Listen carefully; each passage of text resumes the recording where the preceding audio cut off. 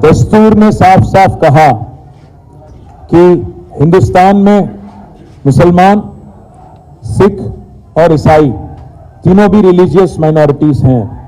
Constitution of India साफ कहती है कि मुसलमान और मुस्लिम, क्रिश्चियन और सिख तीनों भी आज रिलीजियस माइनॉरिटीज हैं। आज कांग्रेस पार्टी के डिक्लेरेशन ये कहता है, ये बोलता है कि एक कास्ट सेंसस करेंगे और सभी को इंक्लूडिंग माइनॉरिटीज को हम मिला देंगे बीसीस में। क्या होगा इससे? दोनों का नुकसान होगा।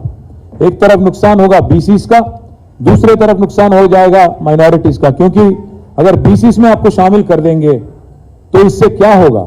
अल्टीमेटली ये होगा कि कोई अलग से माइनॉरिटी वेलफेयर डिपार्टमेंट नहीं रहता, अलग से माइनॉरिटी वेलफेयर का बजट नहीं रहता, माइनॉरिटी कमीशन नहीं रहता, और साथ ही साथ माइनॉरिटीज कॉर्पोरेशन भी सारे के सारे जब्त हो जाएंगे, सारे के सारे खत्म हो जाएंगे।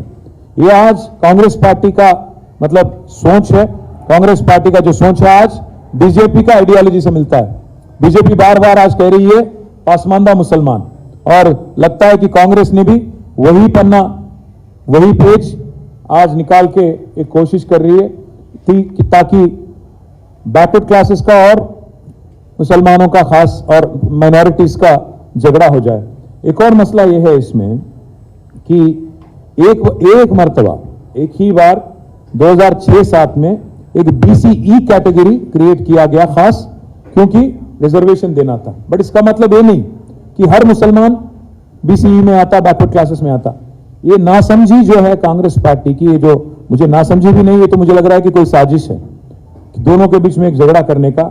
मैं इसलिए ये बात कह रहा हूं क्योंकि आज का कांग्रेस पार्टी का अध्यक्ष जो पे यहां पे है वो खुद बीजेपी से ताल्लुक रखने वाला आदमी है, आरएसएस आइडियोलॉजी में विश्वास रखने वाला आदमी है। तो इसलिए मैं कह रहा हूं ये जो डिक्लेरेशन बनाए, लगता है कि ये कांग्रेस ऑफिस में नहीं, बीजेपी के दफ्तर में बन के निकली बात। एक और एक बात यह है कि आज अगर एक मिनट के लिए समझिए कि कास्ट सेंसस करे आप और मिला दिए आप मुस्लिम्स को, क्रिश्चियंस को और सिख को बीसीस में, क्या होता? कल सारे के सारे बीसी टूट पड़ेंगे और कहने लगेंगे बैकवर्ड क्लासेस लीडर्स और बैकवर्ड क्लासेस की आवाम कि आप हमारा हक छीन रहे हो, आप हमारे लिए जो गारंटीड था रिजर्वेशन आप उसमें से जबरदस्ती ले रहे हो करके एक रिफ्ट आ जाएगा माइनॉरिटीज और बीसीस के बीच में। लगता है कि कांग्रेस पार्टी दोनों की तरफ सिंसियर नहीं है, ना बीसीस की तरफ सिंसियर है, ना माइनॉरिटीज की तरफ सिंसियर है। एक और एक बात है, हमें तो शक यही है कि आज कांग्रेस पार्टी जितना भी यहां पे वादा करी, अगर ट्रैक रिकॉर्ड देखेंगे आप तो इतना बदतर ट्रैक रिकॉर्ड है उनका। 2004 से लेकर 2014 तक कांग्रेस पार्टी यहां पे सत्ता में थी, यूनाइटेड आंध्र प्रदेश में, मुत्तहिदा आंध्र प्रदेश में। इसमें अगर उनका बजट आप देखेंगे 2004 और 5 में बजट था माइनॉरिटी वेलफेयर का 39 करोड़, जिसमें से 42% तेलंगाना का शेयर है। मतलब आप कम से कम 16-17 करोड़ था 2004-5 में। और आखिरी में 2004-5 से लेके 13-14 तक अगर आप देखेंगे, आखिरी बजट था 509 करोड़ खर्चा किया गया, 509 करोड़ कुल मिला के पूरे मुत्तहिदा आंध्र प्रदेश में 23 जिलाओं के लिए, 23 अजलाओं के लिए। अगर इसमें से अगर 42% आप लेंगे तो आप 200 करोड़ के आसपास भी नहीं है। कुल मिला के 10 सालों में 2004 से लेकर 14 तक 10 सालों में कांग्रेस पार्टी ने माइनॉरिटी वेलफेयर के लिए तेलंगाना में खर्चा किया 900 करोड़, 930 करोड़, 930 करोड़, 930 करोड़। जबकि तेलंगाना की रियासत बनी और केसीआर साहब का सदारत में यहां गवर्नमेंट बनी, तो 2014 से लेकर आज तक 2023 तक इन 10 सालों का बजट अगर आप लेंगे, कुल मिला के हमने खर्च किया 10,140 करोड़। कहां 900 करोड़, 930 करोड़, कहां 10,140 करोड़। ये मैं आपके लिए दे देता हूं, आप जरूर देख सकते हैं आप सभी लोग। అంటే 10 సంవత్సరాల్లో కాంగ్రెస్ పార్టీ, కాంగ్రెస్ ప్రభుత్వం ఇక్కడ ఉమ్మడి ఆంధ్రప్రదేశ్లో మైనారిటీ వెల్ఫేర్కు ఖర్చు పెట్టింది మొత్తం 930 కోట్లు అయితే, తెలంగాణ వచ్చిన తర్వాత తెలంగాణ ప్రభుత్వం ఖర్చు పెట్టింది 10,139 కోట్ల 11 లక్షల రూపాయలు. అంటే వాళ్ళ పెట్టిందని చూస్తే దాదాపు 11 రెట్లు ఎక్కువ ఖర్చు పెట్టింది తెలంగాణ ప్రభుత్వం. అది మాత్రమే కాదు, వాళ్ళ కాంగ్రెస్ పార్టీ సిన్సియారిటీ వాళ్ళు మాట్లాడుతున్నారు. हम लोग 4,000 करोड़ बजट लगाएंगे। आप क्या करेंगे 4,000 करोड़? अभी अगर आप देखेंगे जिस कदर हमने परसेंटेज के हिसाब से अगर देखेंगे आप कितना परसेंटेज बढ़ा जब से तेलंगाना बना तब से अगर आज तक अगर आप देखेंगे ऑटोमेटिकली क्या होता है, इसी रेट पे बढ़ता गया तो तेलंगाना गवर्नमेंट अगर बीआरएस गवर्नमेंट रहेंगी ये बजट ऑटोमेटिकली 5,000 करोड़ हो जाता। आप क्या करेंगे 4,000 करोड़? आज जो बजट है तेलंगाना गवर्नमेंट जिस हिसाब से बढ़ाई अगर आप उसका परसेंटेज इंक्रीज देखेंगे हर साल आज ऑटोमेटिकली 5,000 हो जाता। तो आप इसीलिए हम हमारे मैनिफेस्टो में केसीआर भरोसा प्रोग्राम जो है उसमें साफ साफ सीएम साहब ने कहा कि हम बढ़ाते जाएंगे माइनॉरिटी वेलफेयर बजट, जिस कदर हम लोग बढ़ाते गए पिछले 10 साल आगे भी बढ़ाएंगे करके हमने कह दिया। तो आपकी 4,000 क्या है 5,000 यहीं पे बन रहा। और एक बात मैं कहना चाहता हूं भाइयों से बहनों से, आप एक मर्तबा देखिए कांग्रेस पार्टी का सिंसियरिटी। आज तेलंगाना में आके बोलते 4,000 करोड़ करेंगे, पर अगर आप देखेंगे कर्नाटक में जहां आबादी करीब करीब 1 करोड़ है वहां उनका बजट है 200 करोड़ 2,000 करोड़। और राजस्थान में जहां कांग्रेस गवर्नमेंट है जहां आबादी करीब करीब 80 लाख है वहां उनका बजट है 2,000 करोड़।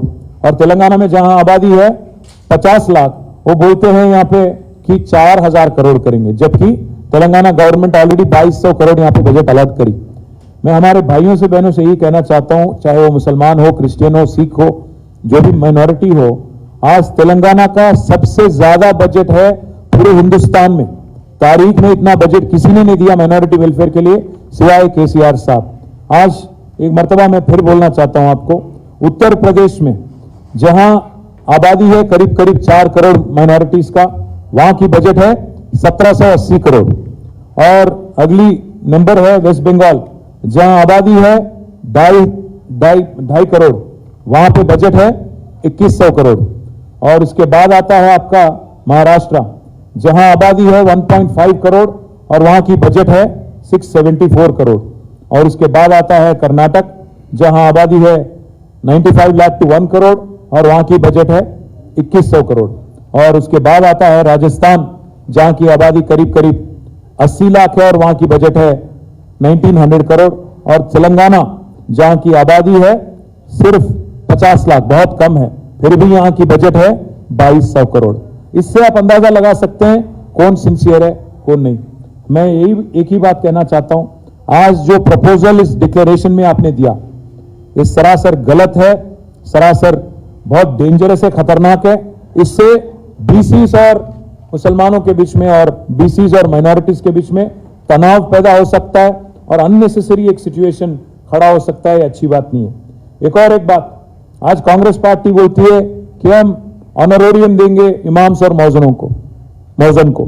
मैं पूछना चाहता हूं, आज हिंदुस्तान में जहां कहीं भी आपकी गवर्नमेंट है, चाहे वो कर्नाटक हो, राजस्थान हो, हिमाचल प्रदेश हो, वहां दे रहे क्या आप? पहली मर्तबा केसीआर साहब ने यह फैसला लिया और उन्होंने ऐलान किया और आज 5,000 आज ऑनरोरियम दिया जा रहा है। हिंदुस्तान में कहीं भी कांग्रेस जहां भी गवर्नमेंट है वहां नहीं दिया जाता, यहां बात किया जाता है कि हम देंगे। हम जरूर वादा करते हैं इमाम से और मौजन भाई से कि आज जो 5,000 आपको मिल रहा इसको हम दुगना करेंगे और ऑन पार, जैसे अर्चक के साथ ऑन पार आपका भी 10,000 जरूर करेंगे, हम वादा करते हैं। साथ ही साथ एक और बात भी मैं कहना चाहता हूं, कांग्रेस पार्टी बार बार बोलती रहती है 12% तहफुजात के बारे में बीआरएस ने अपने वादा नहीं निभाया। मैं बोलना चाहता हूं, कहना चाहता हूं, हमने 16 अप्रैल 2017 को हमने लेजिस्लेशन पास किया असेंबली में तेलंगाना में और बिल हमने भेजा गवर्नमेंट ऑफ इंडिया को। गवर्नमेंट ऑफ इंडिया का रवैया तो आप जानते ही हो, उन्होंने इनकार कर दिया और इसलिए हमने क्या किया, कोशिश हमने ये की कि सुधीर कमीशन के जरिए एक जो रिपोर्ट बनी जिसको बैकवर्ड क्लासेस कमीशन ने भी रेटिफाई किया, हमने साफ साफ कहा कि ये रिलीजियस रिजर्वेशन नहीं है, सोशियो इकोनॉमिक बेसिस पर रिजर्वेशन आप दीजिए। बार बार हमने कोशिश की, तब जाके फिर हमें एक इत्तला मिला, एक खबर मिला कि कहीं ये 12% रिजर्वेशन के चक्कर में आप 4% भी ना खो दो। इसीलिए हमने स्ट्रेटेजिकली हमने ये सोचा कि आगे 2024 में जब सेक्युलर गवर्नमेंट बनेगी जिसमें बीआरएस का एक अहम भूमिका रहेगा, तो उसमें जरूर ये वादा निभाने की कोशिश, क्योंकि 2017 में हमने ये कानून पास किया तेलंगाना असेंबली में, तो निभाने की कोशिश पूरी तरह से तब करेंगे। और साथ ही साथ एक और बात भी मैं कहता हूं, हमने वादा नहीं किया था हमारे मैनिफेस्टो में, पर हमने 2005 स्कूल हमारे माइनॉरिटी वेलफेयर डिपार्टमेंट के जरिए 2005 स्कूल और 2004 रेजिडेंशियल कॉलेज भी हमने चालू किया, तश्कील किया हमने माइनॉरिटीज के लिए। और करीब करीब 700 करोड़ हम खर्च कर रहे हैं हर साल बच्चों की तालीम के वास्ते, ताकि वो काबिल बने और दुनिया से मुकाबला करें। साथ ही साथ एक और बात भी मैं कहना चाहता हूं, आज सिर्फ और सिर्फ एक ही चीफ मिनिस्टर है पूरे हिंदुस्तान में जो आज गरीब मुसलमानों को भी, साथ ही साथ गरीब बैकवर्ड क्लासेस को भी 20 लाख तक ओवरसीज स्कॉलरशिप देते हैं पूरे हिंदुस्तान में। तो मैं ये माइनॉरिटी डिक्लेरेशन जो आज कांग्रेस पार्टी करी, मैं उसके बारे में बस एक ही चीज बोलूंगा कि ये बहुत खतरनाक है। ये हमारे मुसलमानों के और माइनॉरिटीज और बैकवर्ड क्लासेस के बीच में अननेसेसरी एक तनाव पैदा करने वाली एक प्रोग्राम है। और जी, शादी मुबारक करके एक स्कीम जो हमारी गवर्नमेंट ने चालू की थी, और उसमें आज तक 2,70,000 से ज्यादा बच्चों को फायदा मिला। बजट भी 2,330 करोड़ हमने खर्च किया, हमारे महमूद भाई याद दिला रहे। तो मैं बस यही कहूंगा आखिरी में कि जो भी आपका डिक्लेरेशन है, इससे ऊपर, इससे कहीं गुना ज्यादा हमने ऑलरेडी डिलीवर किया। और हमारे भाइयों को, बहनों को मैं बस इतना ही कहता हूं कि आज आप नीयत देखिए कांग्रेस पार्टी की। आप सोचिए एक मिनट के लिए कि जहां वो लोग सत्ता में, कर्नाटक में, राजस्थान में काम नहीं करते, वहां वेलफेयर नहीं करते, पर यहां आके बोलते हैं कि 4,000 देंगे, 4,000 करोड़ देंगे, ये करेंगे, वो करेंगे। आप जरा एक बार पूरी तरह से छानबीन करें डिक्लेरेशन का और साजिश आप समझे। और यहां पे जो बीजेपी से ताल्लुक रखने वाला पीसीसी प्रेसिडेंट जो है, उसका आइडियोलॉजी और लग रहा है कि बीजेपी का आइडियोलॉजी और कांग्रेस का आइडियोलॉजी तेलंगाना में मिला जुला है। मैं एक और किस्सा भी आपको सुनाता हूं। आज जहां राजा सिंह लड़ रहा है, जहां बंडी संजय लड़ रहा है, जहां धर्मपुरी अरविंद लड़ रहा है, कांग्रेस ने पूरी तरह से जानते हुए, पूरी तरह से वाकिफ होते हुए, वहां पे बहुत ही वीक कैंडिडेट उन्होंने ठहराया। आज गोशामहल में एक बहुत ही वीक कैंडिडेट, करीमनगर में वीक कैंडिडेट, इन तीनों का आज लिख लो आप, इन तीनों का जमानत जब्त हो जाएगा। जानते हुए पूरी तरह एक वीक कैंडिडेट को एक मैच फिक्सिंग में उन्होंने वहां पे ठहराया। आप एक बार ये जानकारी लीजिए, आप एक बार ये डिटेल लीजिए। कोरुटले में, साथ ही साथ करीमनगर में और गोशामहल में। इससे कांग्रेस पार्टी का नियत साफ होता। మీ అందరికి చెప్పేది ఏంటంటే, ఇదొక కుట్రలాగా కనబడుతోంది।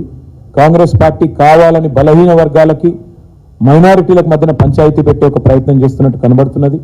ఉద్దేశపూర్వకంగానే ఈ డిక్లరేషన్లో అక్కరలేని బీసీ జనగణన గురించి మాట్లాడి, ఆ జనగణనలో ముస్లింలను కూడా చేర్చడం అంటే 100% ఇది బీసీలకు, మైనారిటీస్కి పంచాయతీ పెట్టే ఒక పనికిమాలిన డిక్లరేషన్ లా కనబడుతున్నది।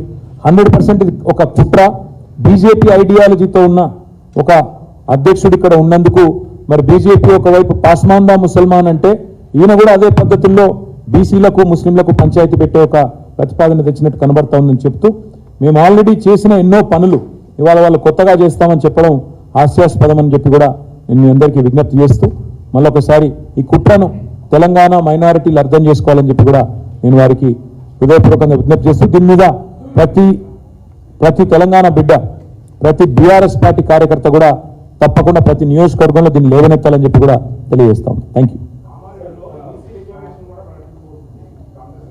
ఇప్పుడు ఉదయపూర్ డిక్లరేషన్ అని ఒకటి ప్రకటించారు, చాలా గొప్పగా డెండోర్ ఒకటి చెప్పారు। ఏమన్నారు? ఒక ఫ్యామిలీకి ఒకటే టికెట్ అన్నారు। నిలబెట్టుకున్నారా? ఇక్కడ తెలంగాణలో నిలబెట్టుకున్నారా? ఎంతమంది కుటుంబాలకు టికెట్లు ఇచ్చారు? ఉత్తమ్ కుమార్ రెడ్డి గారికి ఇంకా ఒకటి కాదు 10-15 టికెట్లు ఇచ్చారు। అట్లా మైనంపల్లి హనుమంతరావుకు, ఆయన కొడుకుకు, ఉత్తమ్ కుమార్ రెడ్డి గారికి ఆయన భార్యకు, తర్వాత కోమటిరెడ్డి బ్రదర్స్కు, ఒకరికి కాదు ఇక చాలా మందికి।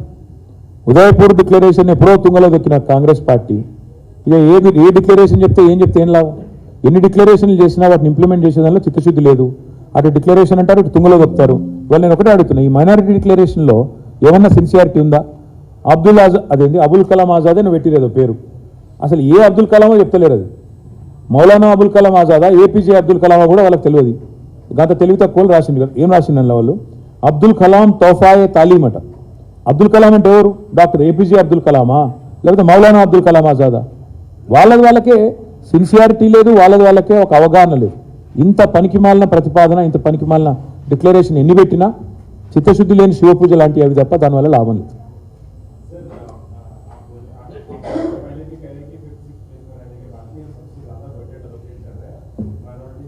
पर कैपिटा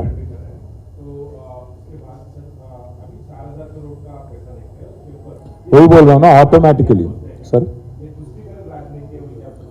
मैं बस एक ही चीज कहूंगा, यहाँ कांग्रेस पार्टी ने जो एक डिक्लेरेशन कल किया, ये पहली बात तो ये कि ये हाफ बेक्ड है, ये पूरा मतलब गड़बड़ एक तरीके से बनाया गया, क्योंकि हमें लग रहा है कि उन्होंने बिल्कुल इस पर कोई गौर नहीं किया, ऐसे ही कुछ बनाना था बना दिया और लोगों को गुमराह करने की कोशिश की. क्योंकि अगर इसमें आप देखेंगे जिस चीज की जरूरत ही नहीं है, माइनॉरिटीज का और कास्ट सेंसस का क्या वास्ता है भाई? कास्ट सेंसस अगर करना है तो बीसीस के लिए करना है, बिल्कुल करना है, हम भी सहमत हैं और हमने ऑलरेडी लेजिस्लेशन भी पास किया. पर ये जो आज लोग राजनीति अपना रहे हैं, कास्ट सेंसस को जोड़ते हुए माइनॉरिटीज वेलफेयर की बात कर रहे हैं, क्या होगा इसका नतीजा? एक ही होगा कि अगर कास्ट सेंसस आप करेंगे, माइनॉरिटी दर्जा चला जाएगा, माइनॉरिटी मिनिस्ट्री जाएगा, माइनॉरिटी कमीशन नहीं रहेगा, माइनॉरिटी कॉर्पोरेशन एक भी नहीं रहेगा. माइनॉरिटीज के साथ ये सरासर नाइंसाफी है. साथ ही साथ एक और बात, माइनॉरिटीज और बीसीस के बीच में एक झगड़ा हो जाएगा. कांग्रेस की क्या बोलते हैं इसको, हाफ बेक्ड हाफ कुक्ड जो डिक्लेरेशन है, ये बनाया गया शायद बीजेपी के ऑफिस में, क्योंकि बीजेपी भी वही बोल रही है पासमानदा मुसलमान. मैं यही कहता हूं, आज हमारी जो बजट है, तेलंगाना की माइनॉरिटी वेलफेयर बजट है, वो ऑटोमेटिकली अगर उसका इंक्रीमेंटल ग्रोथ आप देखेंगे तो 5,000 करोड़ तो होना ही होना है. आप क्या 4,000 करोड़ की बात कर रहे हैं आप? तो इसीलिए टीआरएस को आउटविट करने के लिए, क्योंकि टीआरएस ने 2,000 का, बीआरएस ने 2,000 करोड़ का, तो 4,000 हम बोल देंगे, ऐसे एक लिख दिए कुछ भी. बट मसला इसमें गंभीर है, बहुत संजीदगी से काम करने वाला, सोचने वाली बात है. यहाँ पे माइनॉरिटीज अगर कांग्रेस पार्टी को वोट देंगे और ये डिक्लेरेशन अगर आप देखेंगे तो आप सोच लीजिए, समझ लीजिए, आपका माइनॉरिटी दर्जा खत्म हो जाएगा, माइनॉरिटी वेलफेयर डिपार्टमेंट खत्म हो जाएगा, माइनॉरिटी कमीशन खत्म हो जाएगी, माइनॉरिटी कॉर्पोरेशन सारे खत्म हो जाएंगे. बीसीस के साथ अगर आपको मिला देंगे तो बीसीस में भी अनरेस्ट आ जाएगा. ये बात हमारे माइनॉरिटी भाई और बहन अच्छी तरह से समझ लें तो अच्छी बात है. माइनॉरिटी के अलावा बीसी डिक्लेरेशन अभी कांग्रेस पार्टी ने अनाउंस किया है, where they say that BC reservation will be increased based on the caste census and BC commission report within 6 months of time. My point is very straightforward. They have no clue. They are utterly clueless. They are unclear as to what they want to say. Why are they including religious minorities which have been that have been recognized by Constitution of India in the caste census? They are unnecessarily mixing up things and creating unrest which is not desirable for the society. They are clueless, and that's what I'm saying. Looks like this report has actually been made in the BJP party office, because BJP is saying the same exact thing, Pasmanda Musalman, and now the Congress party seems to be towing the same line. That is where the problem is, and that is what minorities need to understand. Whatever distinction has been conferred, whatever special recognition has been conferred on them by the Constitution of India will be vetoed, will be destroyed by this declaration if they are voted. So let them understand very clearly that this is something that is going to destroy the very tenet of the Constitution which recognizes these guys as religious minorities. నేను అదే చెప్తున్నాను brother, వాళ్ళకి నా తెలివి లేదు, వాళ్ళకి ఆలోచన లేదు, పరిజ్ఞానం అంతకంటే లేదు. రాజ్యాంగంలో స్పష్టంగా ఉన్నది, రిలీజియస్ మైనారిటీస్ అని గుర్తించారు. వాళ్ళని బీసీలను కలపడం అంటేనే ఇద్దరికి అన్యాయం చేయడం. ఇటు బీసీలకు అన్యాయం చేస్తున్నారు, అటు రిలీజియస్ మైనారిటీస్కి అన్యాయం చేస్తున్నారు. ఇది కరెక్ట్ కాదు, సవరించుకోమనండి. బీసీ డిక్లరేషన్కి అర్థం లేదు, మైనారిటీ డిక్లరేషన్కి అర్థం లేదు. ఇట్లా కాస్ట్ సెన్సస్ అని మాట్లాడి రెండింటిని కలిపితే మొత్తంగా మైనారిటీ వెల్ఫేర్ మినిస్ట్రీ ఎత్తేయాల్సి వస్తుంది. నా రిక్వెస్ట్ ఏంటంటే, ఇదే నేను ఇంకొక మాట కూడా అంటున్నా, బీసీ డిక్లరేషన్ అన్నారు కదా, మీరు కావాలంటే నేను ఆ ఫోటో పంపిస్తాను మీకు.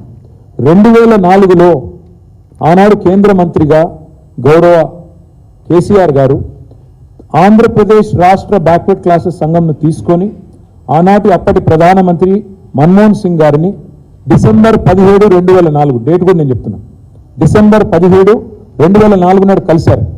గంటన్నర సేపు అపాయింట్మెంట్ తీసుకున్నారు.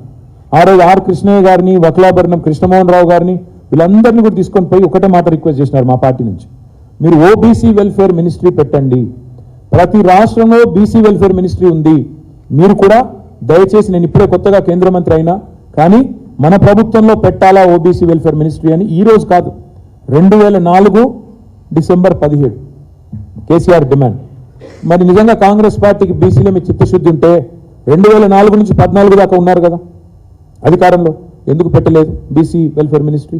మోడీ గారు బీసీ సీఎం అంటారు, 14 నుంచి 23 దాకా 9.5 ఏళ్ళు ఆయన, మరి ఆయన ఎందుకు పెట్టాడు? నిజంగా బీసీలో మీ చిత్తశుద్ధి ఉంటే అన్ని రాష్ట్రాల్లో బీసీ వెల్ఫేర్ మినిస్ట్రీ ఉన్నప్పుడు కేంద్రంలో ఎందుకు పెట్టరు? నేను ఇవాళ డిమాండ్ చేస్తున్నా కాంగ్రెస్ పార్టీని, డిక్లేర్ చేయండి, దమ్ముంటే 12% రిజర్వేషన్ అంటున్నారు కదా, రాహుల్ గాంధీని చెప్పమనండి. అదేవిధంగా ఓబీసీ వెల్ఫేర్ మినిస్ట్రీ పెడతాం జాతీయ స్థాయిలో అని చెప్పమనండి. కేవలం మాటలు డైలాగులు కాదు, పనులు క్షేత్రంలో కూడా కనబడాలి. ఆ రోజు 2004లో పెట్టనోళ్ళు, ఆనాడు మేము అప్పుడే రిక్వెస్ట్ చేస్తే డిమాండ్ చేస్తే పెట్టనోళ్ళు ఇలా పెడతారంటే ఎవరైనా నమ్ముతారా ప్రజలు? కాబట్టి ఇవన్నీ కూడా శుష్క ప్రియాలు, శూన్య హస్తాలను ప్రజలకు తెలుసు, నమ్మరు. అరే వస్తారు పోతారు భయ్, ఏమవుతుంది ఆయన, ఒక సీటు కూడా గెలవడు, ఏమవుతుంది ఆయన? గోషా మహల్ కూడా బరాబర్ మేమే గెలుస్తున్నాం, బల్పం కట్టుకొని తిరుగుతాం, కాలికి బల్పం కట్టుకొని తిరుగుతాం బరాబర్. రాజాసింగ్ లాస్ట్ టైం ఒకటే గెలిచిన సీటు ఒకటి గోషామహల్. ఎందుకు చెప్తున్నా అంటే లాస్ట్ టైం 2018లో గెలిచింది ఒకే ఒక్క సీటు గోషామహల్. ఈసారి గోషామహల్ కూడా కొడతాం బరాబర్, కాలికి బల్పం కట్టుకొని తిరిగి ఓడగొడతాం. రాసుకోండి, మోడీ కాదు ఇంకెవరు వచ్చినా ఢిల్లీకి వెళ్ళి ఒక్క సీటు కూడా గెలవరు ఈసారి. మొత్తం తెలంగాణలో లాస్ట్ టైం గెలిచింది ఒకటి, ఈసారి ఒకటి కూడా గెలవకుండా చేస్తాం, అది మా గ్యారెంటీ. డిసెంబర్ 3 నాడు మీరు చూడండి ఏమవుతుందో మీరే ఆశ్చర్యపోతారు. కొడంగల్ గెలుస్తున్నాం, మీరు రాసుకోండి, ఇవాళ కొడంగల్ గెలుస్తున్నాం. లాస్ట్ టైం ఓడగొట్టినాం రేవంత్ రెడ్డిని, అక్కడ ఈసారి ఓడగొడతాం. గోషామాల్లో రాజాసింగ్ ఓడగొడతాం, హుజురాబాద్లో ఈటల రాజేంద్రని ఓడగొడతాం. మీరు 3 రాసుకోండి, నేను చెప్పింది మళ్ళీ డిసెంబర్ 3 నాడు మాట్లాడతాం. గజ్వేల్లా ఇక మీరు కేసీఆర్ గారి మీద పోటీ చేయడం అంటే అది ఏమంటారు, పోచమ్మ గుడి మీద పోటీలు కట్టేసినట్టు. ఇక ఎవరైనా ఎగురుతాం అనుకుంటే వాళ్ళ కర్మ, నేనేం చేసేదాన్ని? అదే బాయ్ సాబ్ ఆయనే చెప్పింది కదా నిన్న, మీరు చూడట్లేరు. కామారెడ్డి నేను గెలవాను ఆయనే చెప్పింది, ఇండియా టుడే కాంక్లేవ్లో చూసుకోండి కావాలంటే. కామారెడ్డిలో గెలవగానే ఏదో ఒక బిల్డప్ పోటీ చేస్తున్నా, ఓడిపోతే నరేందర్ రెడ్డి మీద ఓడిపోతే కొద్దిగా తిడతారు, ఇది ఇన్సల్ట్ అవుతుంది. కాబట్టి నేను ఇక కేసీఆర్ మీద ఓడిపోయినా చెప్పుకుంటేందుకు బాగుంటుందని పోటీ చేస్తారు అంతే. కొడంగల్లో చెల్లిన రూపాయి కామారెడ్డిలో వెళ్తుందా బాయ్ సార్? 2018లో కొడంగల్లోనే చెల్లలేదు ఈ వాదన, అక్కడనే తిరస్కరించారు. కామారెడ్డి వెళ్తుంది. Anyway my request is this is a very serious issue. దయచేసి మీరు వేరే ప్రశ్నలు అడిగితే నేను వేరే చెప్పి అదంతటా పోతుంది.